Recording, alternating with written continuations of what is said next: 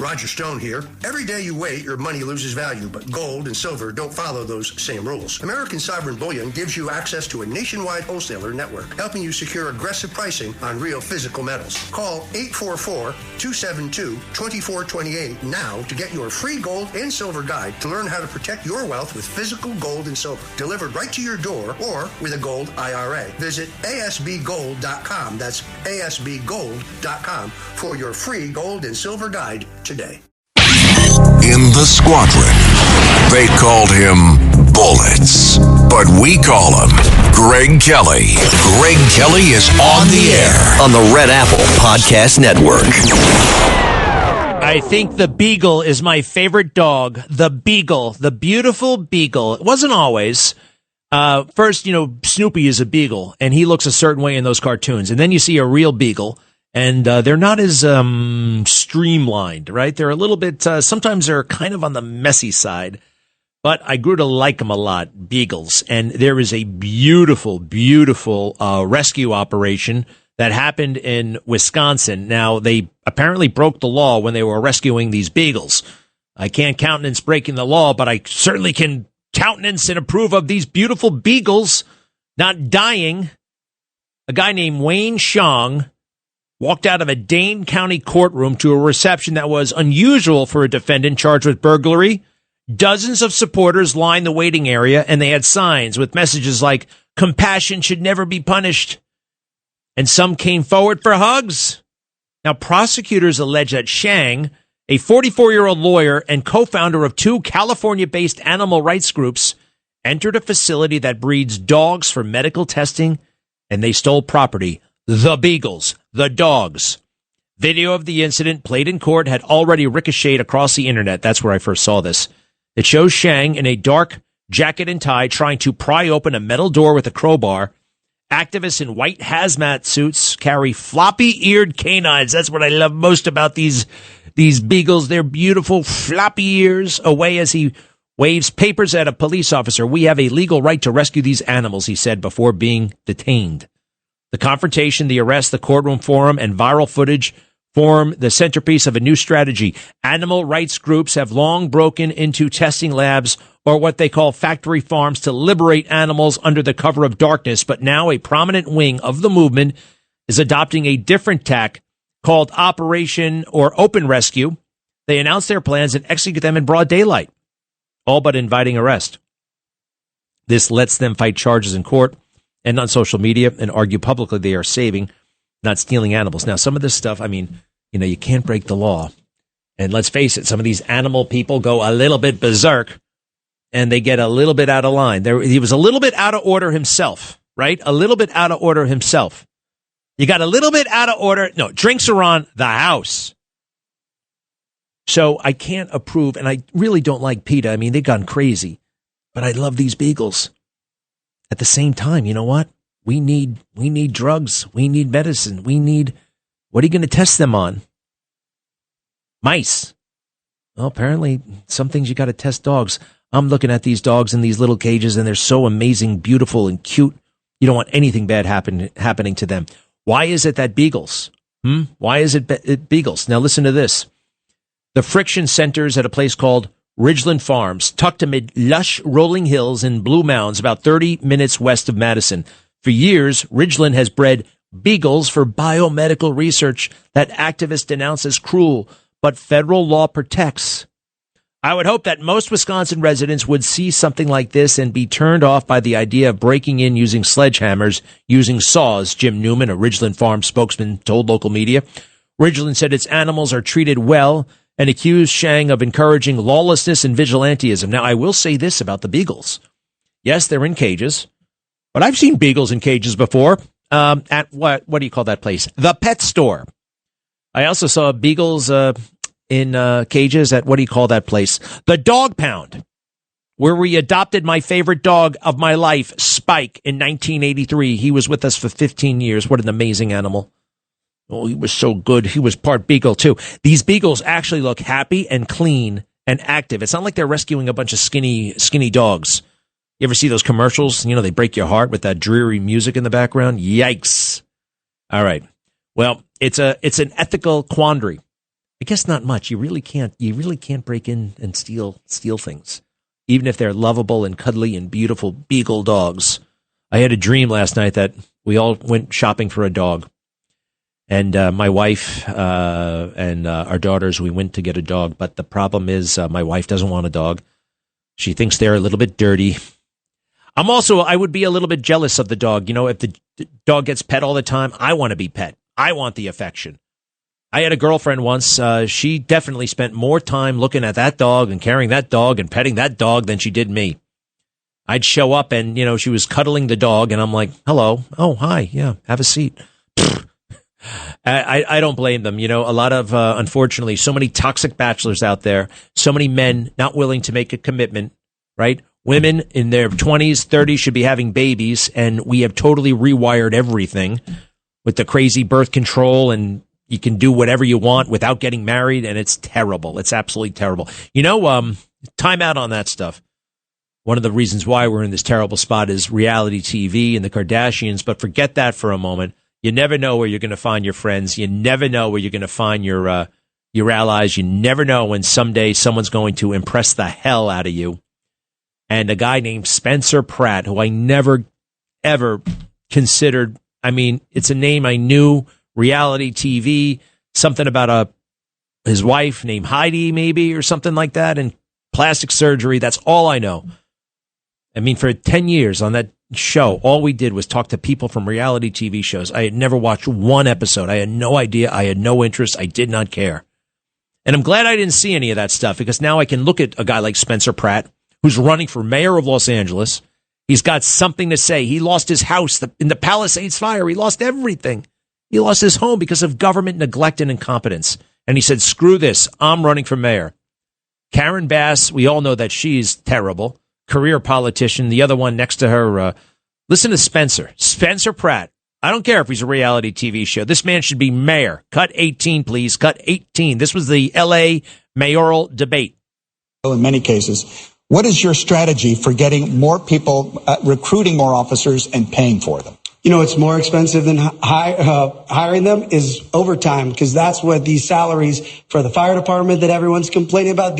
Everyone's understaffed. So first off, I'm going to bring hiring back to the LAPD. Right now, the LAPD is hired by the same people that hire sanitation, and we need to bring it back like it was 20 plus years ago, so that police hire police. And we need a 10-year plan. It's going to take 10 years to get to the 12,500 officers that we need, and that needs to be a priority. Our sheriff's partner, they're the same size. They have $1 billion more budget for the same size. So this idea that Councilwoman Rahman keeps saying that the police department is overfunded, public safety should be our number one priority. And we're going to find all this money when we stop her useless open bed plans that actually doesn't put drug addicts in these housing that we're spending billions of dollars. And we're going to actually start checking where this money is going. Not to mention, when you get rid of all the drug addicts off the street, the police won't be responding to the drug addicts all day long. Thank you. Councilwoman, you can respond.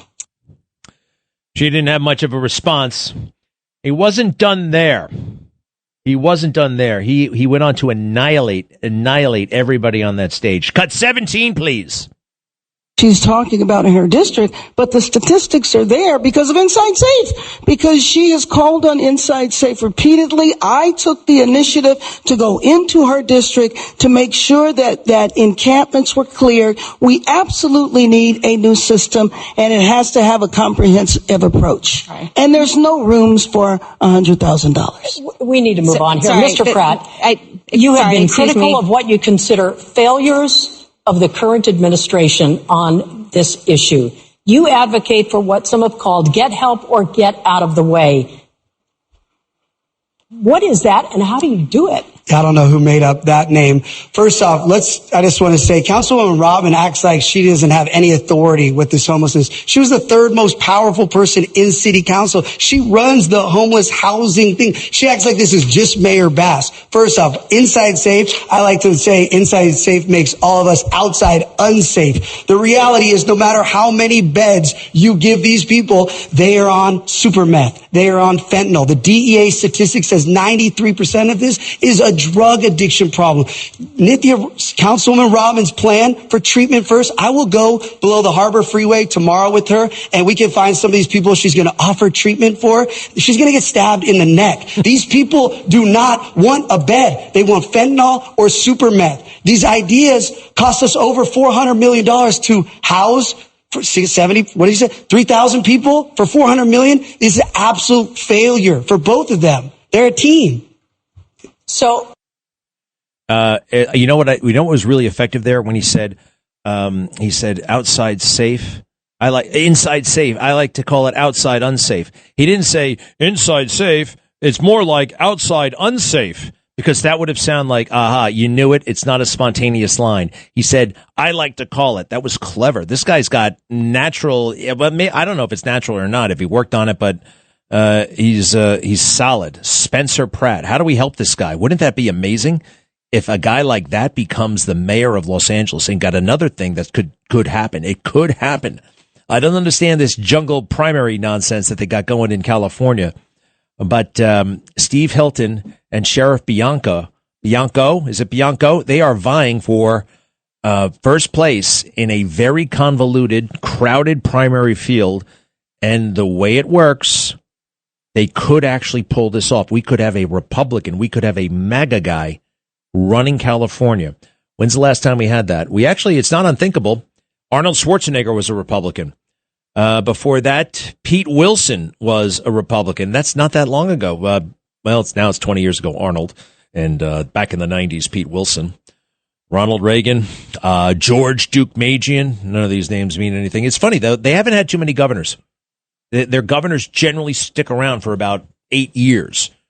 So my operation to take out Gavin Newsom is in full swing.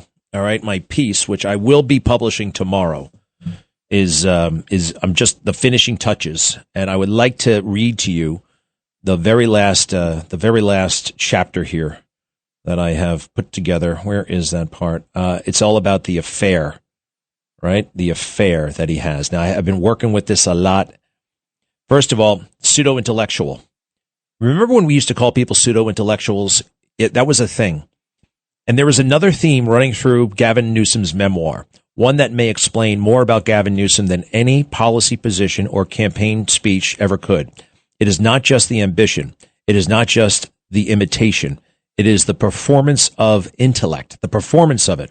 There used to be a word for people like that, pseudo-intellectual. The term is faded from popular use, which is unfortunate because it describes something very specific and very recognizable. Not a person of intelligence, not a serious thinker, but someone deeply invested in appearing intellectual, someone who mistakes the aesthetics of intelligence for the real thing. Newsom practically confesses to this instinct himself. At one point, describing his struggles with dyslexia and insecurity, he explains that he began studying the dictionary front to back in order to show facility with the English language. And that's the tell. Not to understand language, not to love words, not to communicate more clearly, but to show facility, to project mastery, to sound like the kind of person he believed important people sounded like. And that distinction matters. Real intellectual curiosity usually drives people toward clarity, toward precision, toward simplification. The genuinely intelligent often work very hard to make difficult ideas understandable. But pseudo-intellectualism moves in the opposite direction. It treats language as performance, as camouflage, as social signaling. And throughout his memoir, Newsom writes exactly that way. Everything is iterative, foundational, contextualized, demonstrable. Ordinary experiences are inflated into abstractions. Simple emotions become therapeutic jargon. Personal failings become conceptual frameworks. Even his description of betrayal and humiliation arrived wrapped in layers of distancing language. This is not an isolated writing tic.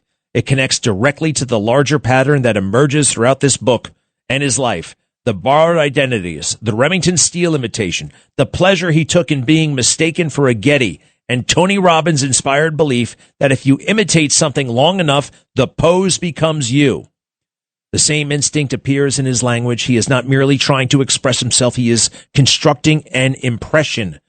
Newsom's prose constantly reaches toward something, toward importance, toward significance, toward the appearance of complexity. But after a while, a strange realization sets in. There's remarkably little underneath it. Remarkably little. Almost nothing. That is why this memoir feels so revealing in a strange way. Not because Newsom intended it as confession, but because he never seems fully aware of what he is exposing. Again and again, he describes behaviors and thought patterns that he appears to believe are admirable, self-aware, and emotionally evolved, but they often land very differently. The effect is not intellectual seriousness. It is half-baked performance art. The performance of a man who has spent much of his life assembling versions of himself from television, self-help psychology, elite social circles, political language, and borrowed mannerisms, and who, somewhere along the way, may have lost the ability to distinguish the constructed self from the real one. Now, that line's going to need a little bit more oomph, but I'm getting there. The political obituary of Gavin Newsom is being finalized. I'll be right back. Greg Kelly on the Red Apple Podcast Network. All right, if you're heading into summer without a medical emergency kit, you are taking a risk. Most people don't think about it until it's too late. Summer colds linger and can turn into sinus infections that last for weeks. Getting sick right before vacation can derail everything. And when you're traveling, finding a doctor and pharmacy is stressful. That's why I ordered a medical emergency kit. It's like having urgent care and a pharmacy right at home. It includes essential prescriptions like amoxicillin and a generic Z-Pack to treat a wide range of common and serious illnesses. So if you wake up sick at home or on the road, you already have what you need. No waiting for your doctor, no hours at urgent care, no pharmacy lines, no copays. Just match your symptoms to the right prescription in your guidebook or call their telemedicine doctor standing by. Start on your meds sooner and feel better faster. Every home needs at least one medical emergency kit. Order yours online in minutes and it's shipped to your door. And save $45 with my promo code Greg at urgentcarekit.com/Greg. Promo code Greg. urgentcarekit.com/Greg. Remember, $45 off.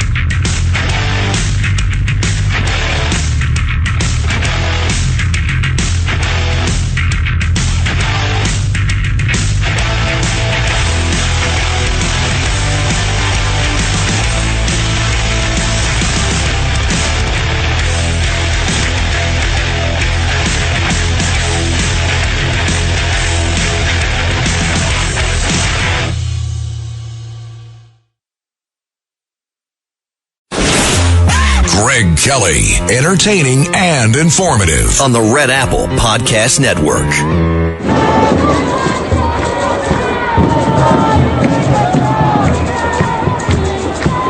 That's a great big anti-Israel, anti-Jewish mob on the Upper East Side, hassling people going to a synagogue.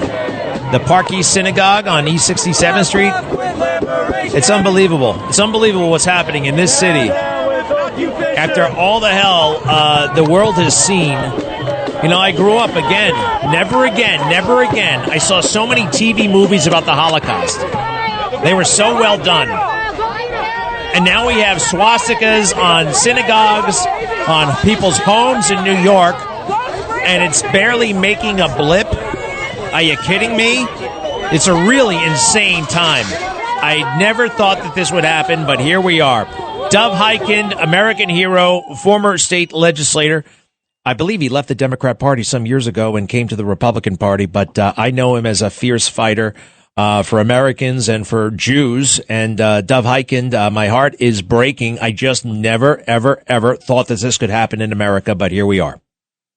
Yeah, Greg, first of all, wonderful to be with you. Look, we're watching things unfold day by day, and things just get worse and worse. The numbers don't lie. People are deeply concerned. You have a mayor of the city of New York that basically is a supporter of this kind of demonstrations and rallies in support of radicals in the Middle East, whether it's Hamas, etc. So we're getting, I hate to say this, Greg, we're getting exactly what we deserve. New Yorkers elected Mamdani. I have no doubt, by the way, that he is going to be a huge failure, but it'll take a little time. But the anti-Semitism, the Jew hatred, is something, I got to tell you, I have never seen anything like this in my life. My mother went to Auschwitz in 1944. If she was alive today to see what's happening on the streets, this vicious, violent attacks upon Jews, you know, you don't have to be a Zionist to qualify to be attacked. You know, you just got to be a Jew. You got to wear a Star of David, maybe speak Hebrew or Yiddish or look Jewish, you know, something like that, wear a yarmulke. Doesn't matter if you're a Zionist or not. You are a Jew, period. And that's the reality. And Greg, as you pointed out, how many politicians in New York? Is Gillibrand still the senator of New York? Is Schumer still the senator of New York, or did they move out? Where are they? Have you heard anything? Have they said anything? They don't care? They're not interested? And so many other freaking effing leaders. Where the hell are they? It's about Jews. If it was about any other group, Greg, as you know, if it was about blacks, about any other group, can you imagine against gays or they would be going crazy. They'd be lining up at the microphone. And this is our proof of anti-Semitism. It's rampant. Now, I was talking about Bubba Wallace. I just still haunted by this story. He's a NASCAR driver, happens to be black. He misconstrued a piece of string in his garage and convinced himself it was a noose. No, it was a piece of string. It had been there for 10 years. The previous garage owner put it there. And we had a national conversation about white supremacy. Okay. Now we have swastikas, hate crimes occurring in the biggest city in the country. And the media have been, I mean, also totally inept and complicit. I think they're complicit. I mean, all right, listen to this. Do me a favor. This is the Cornell University president who was being hassled on campus at Cornell. Go ahead and hit that tape, please. Do you think the students who took part in the 1969 Willard Street Hall takeover should have been suspended? Should the students who took part in the 1969 Willard Street Hall takeover have been suspended? LNT 9844. It's a really nice car. It's a really, really nice car. LNT 9844. Oh gosh, it's a nice car. Oh, is he actually? You're running a student over? Whoa! Damn. Am I allowed to stand here? Now, Dove, I know you've seen that footage. But one little thing about it, and he's going to 0.5 mile per hour. They're hassling him. They're stalking him. They're intimidating him. He gets into his car. Did you notice something else? And I didn't notice it right away. 3 people admired the quality of the car. Ooh, nice car. Ooh, nice car. Ooh, nice car. As I recall, and I could be wrong about this, but part of the anti-Semitism that we saw in Europe that led to the Holocaust was jealousy of the material success of Jewish people. Working hard, doing well, persevering. I see that now here. Do you? There's no question about that. That part of the issue for Jews, we are such a small group, Greg, as you know. The entire world, there are only 15 million Jews. That includes Israel, where more than half of the Jews of the world live, France, England, the United States, and a few here and there. So we are a very, very small group. And I'm not going to apologize. The Jews are successful, period. Yes, we are. There's no great secret to it, Greg. Education, people are successful. We're not going to apologize. But jealousy is a huge part of it. No question about it. It has always been. The certain things about anti-Semitism, scapegoat, blaming the Jew, whatever your problem is, whatever is wrong. Okay? I mean, Jews have been blamed for World War I, World War II, you name it, blame the Jew. Your rent is too high, you lost your job. It's the Jews who are responsible. It's so easy to do that. Who else are you going to blame? So this is very much part of it. But Greg, let me tell you the bigger problem. We keep on talking about this forever and ever. The problem is the Jewish establishment, so-called Jewish leadership. And by the way, there is no Jewish leadership in New York. I challenge anyone to tell me who they would point to. Who is directing the fight, the battle with what's going on today in New York? The ADL? Forget it. Forget it.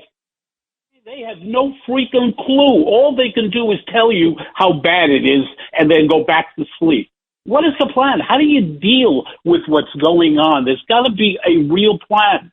You can't be afraid. You got to be tough.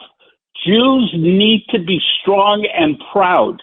But the Jewish organizations, no clue. Right now, Greg, no clue, no plan. Ask any leader, what's the plan? You got it on paper? What's the A, B, C, D? What do we do? Play that sound again, please, of the little riot on the Upper East Side. I want to see if I can hear something. Now, right in the middle of this, Doug. Yep, there they are. Okay, stop.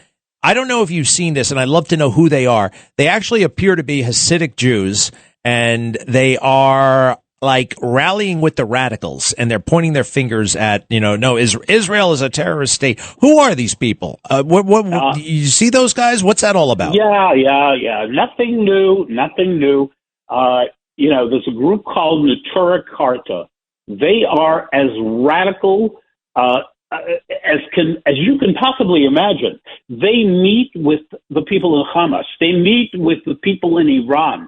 They are really crazy nuts, but you'll see them at every single rally. They are always there. It's sad. It's pathetic. But, Greg, it's nothing new. Look, 35% of Jews in New York, and particularly young Jews, voted for Mamdani. I mean, that is a reality. So we've got a real problem. If anyone asks the questions, those 35%, mainly young people, what the hell happened to them?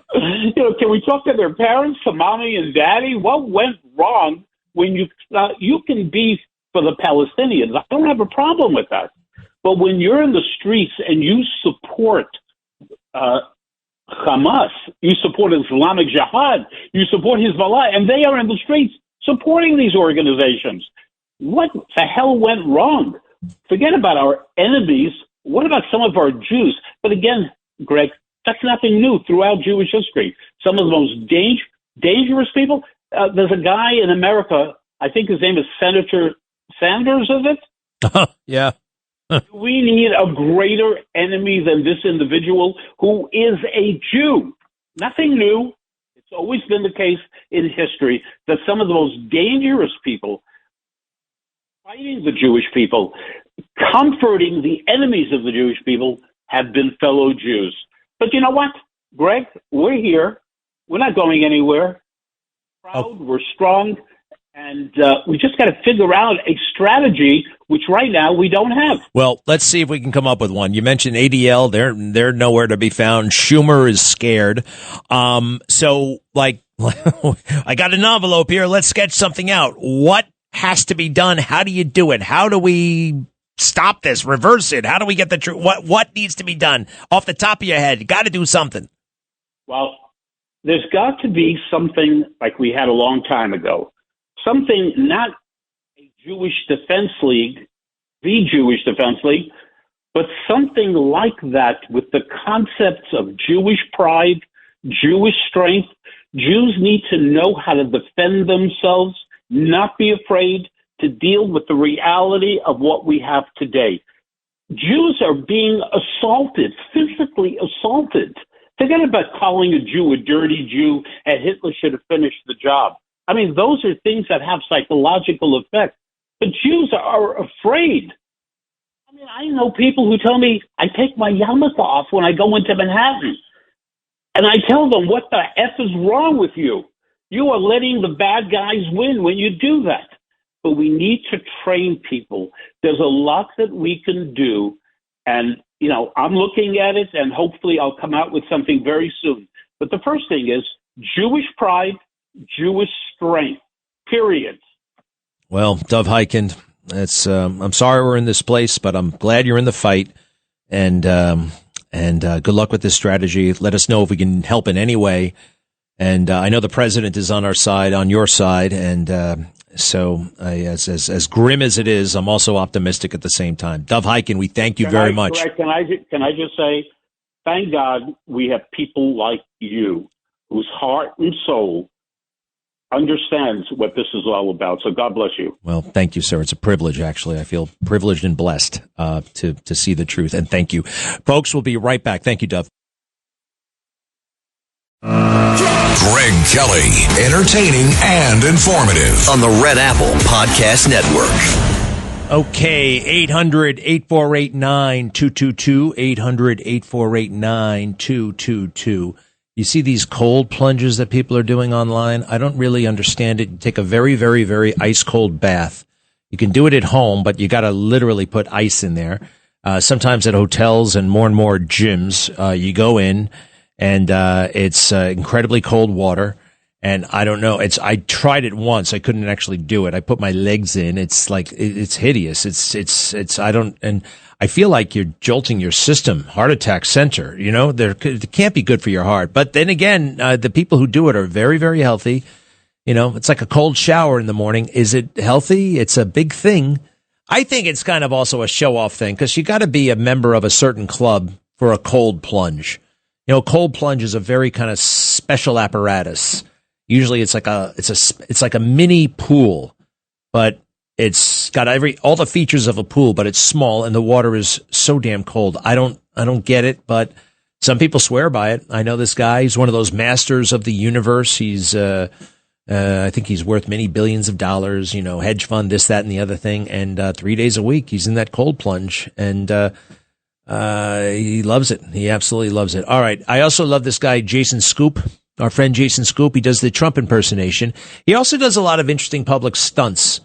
Now, he hangs out with this guy, another guy who's very wealthy, and what they like to do is give people things. They challenge people to certain things. Sometimes they're hard, sometimes they're pretty easy. And it's easy to get what they have to give. He's on a crowded subway, and this is genuine. He actually does this. He will give it to the people who answer the question. And it's just wild what happens. So here he is on the L train, I think it is, right? The L train. Where does the L train come from? Is that the one from Williamsburg to Manhattan? Is that the L train? I think it is, yeah. And so it's a lot of hipsters on board, right? And he wants to find out if anybody voted for Trump. And he says, if you tell me, I'll give you something. Just tell me the truth, though. You ready? The train is packed and nobody utters a word. Hit it. You seem a Did anybody on this train, the L train, vote for Donald Trump for president? Anybody? Nobody. All right. I'm sorry. For $100, I have $100 real American dollar bill in my hand. Anybody vote for Donald Trump? If you say yes, I'll give you $100. If you can admit that you voted for the current president. Nobody. All right. Let's up the stakes. I have a Rolex. This is a real Rolex, not a Canal Street Rolex, okay? It's real. It's worth $12,000. Anybody will get the $100 and this Rolex if they could say, I voted for Donald Trump. Anybody. Anybody. No Rolex, no $100. Oh, my gosh. Okay. Excuse me, folks. On to the next. What did you say? Stop. Yeah, okay. Somebody starts cursing at him pretty bad. How about that? It was a real Rolex. He was prepared to give it to somebody. Now, part of it is then it's group. It's the group dynamic. Nobody actually wants to, fess up to voting for Donald Trump. It's just like, what are other people going to think? That was a real Rolex watch and a real $100 bill, and nobody would do it. Now you look at the demographics, you look at the odds. I mean, even in Williamsburg, President Trump got about 20% of the vote. So was there really no Trump voter on that ship? Hey, this Mike Vrabel, coach of the Patriots situation, hasn't his transgression, if we want to call it a transgression, been put in appropriate perspective? They're still going through all these stories about 4 years ago. He rented a boat with her, and I don't know, she was pregnant at the time, and who cares? I mean, okay, two married people met at work and they got it on. It's regrettable, but I had a hunch that this sometimes happens. Meanwhile, you know what else happens? Football players committing crimes, right? The National Felon League. A Patriot was arrested for something pretty serious recently. I mean, really serious. And I didn't see, let's see here. What's his name? Who's this guy who got into big trouble? It was a gun violation. He had a gun with him. I just don't think that you can do it. Now, he didn't have to go talk to the team. He didn't have to have a conference with anybody. He didn't have to come clean and apologize. He just, right? It's kind of we're used to that. Why are there higher standards for the coach? Why are there higher standards? Well, I can understand, okay, it's a leadership position, right? Is that it? It's a leadership position and he's not supposed to be. But then again, is it anybody's business? You see, if you get arrested, that really leads to real world ramifications for the team because you're arrested. Maybe you're in jail. Then you're on probation. Then you can't make practice and then you can't, right? But regarding this other thing with Coach Vrabel and the reporter, I don't think he was missing any team practices. You know, this was after hour stuff, right? It wasn't anything that bad. This goes back a little bit. Former New England Patriots receiver Stefon Diggs was acquitted of assault charges. Former New England Patriots wide receiver Stefon Diggs was acquitted of criminal charges this week for what prosecutors described as an assault on his personal chef last December after a 2-day trial in district court. Now, Diggs is 32, was charged with strangulation or suffocation, a felony, and a misdemeanor count of assault and battery. Now, had you heard about this? No, I actually hadn't. Now, I know maybe football heads did, but I hadn't heard about it. But I have heard and seen cameras outside of Diana Rossini's house because she hooked up with the coach. Consensual. Nobody was abused. Nobody was suffocated, allegedly suffocated. Just consenting adults do what sometimes, unfortunately, consenting adults do. I'm not defending it. I'm not condoning it. Well, I guess I am a little bit. It's a lot better than strangulating somebody and assaulting somebody. Is that fair? I think it's totally fair. Mike Vrabel. I even am looking at his credit card receipt. He rented a boat. I'm trying to think of everything I've ever done. Now, fortunately, I've been a good boy. But if I weren't a good boy, would it be anybody's business? Would it be really of interest? Would it be of note? I don't think so. But you never know.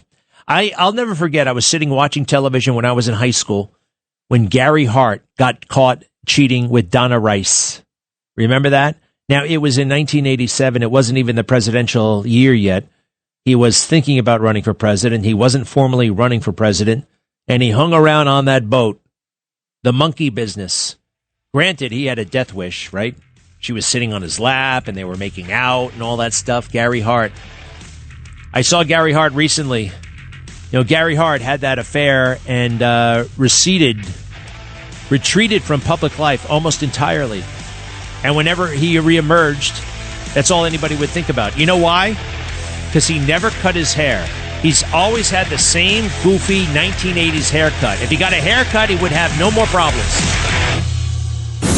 Thanks for listening to The Greg Kelly Show. You can hear The Greg Kelly Show weekdays at 12:15 on 77 WABC. If you like the podcast, share it with your friends and listen anytime at WABCRadio.com and download the WABC Radio app. Hit that subscribe button on all major podcast platforms. Plus, follow WABC on social on Instagram, TikTok, Facebook, and X. See you next time for a new episode so you never have to wonder. What the heck is going on here? Oh, it's out of here. Home run Ferry Hawks. Get ready, Staten Long Island. It's time to celebrate 5 years of Ferry Hawks baseball. Come out to the ballpark this week as the Ferry Hawks welcome in the Charleston Dirty Birds May 5th through the 10th. Grab the kids and come on out. We kick it off on Tuesday, May 5th with Cinco de Baseball with $5 tickets and $5 food and beverage specials. And we end the week as we celebrate all moms on Mother's Day. Moms get in free. Visit ferryhawks.com now to lock in your seats.